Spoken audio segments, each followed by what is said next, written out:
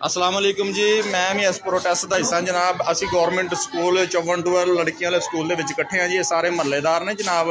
तो सुबह सुबह जो असैम्बली के पहले हमदोनात ते दूसरे इस्लामी तौर तरीके सिखाने तो इलावा जोड़े भी मामलात होंगे सन वो अलहमदुलिल्लाह स्कूल के होंगे सन।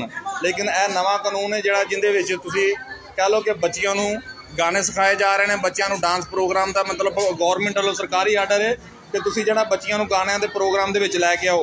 अज सुबह असैम्बली के बाआवाज़ बुलंद स्पीकर के इस चीज़ के बारे असी घर बैठे सुनिया कि लड़की इश्क मुर्शद का गाना गा रही सी तो सारी असैम्बली के इस चीज़ के बारे जरा ना जी वो दावत दी जा रही है। लड़कियों बच्चियों का निज़ाम खराब किया जा रहा है, जिस करके असी एहतजाजन इतने सारे दोस्त इकट्ठे हुए हैं।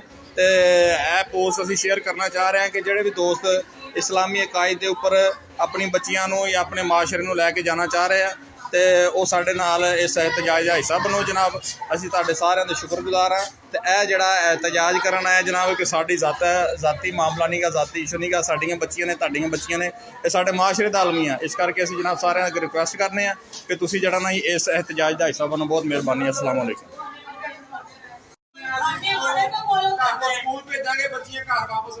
लो जी स्कूलों के भराओ गाणिया का डांस का प्रोग्राम शुरू हो गया।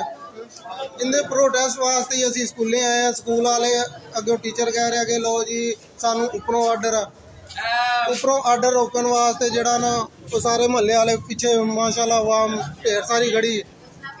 अवाम कह रही है कि जी असी सानू मंजूर नहीं गा कि साडे बच्चे बच्चियां जड़ियां कंजरां वाला काम करन।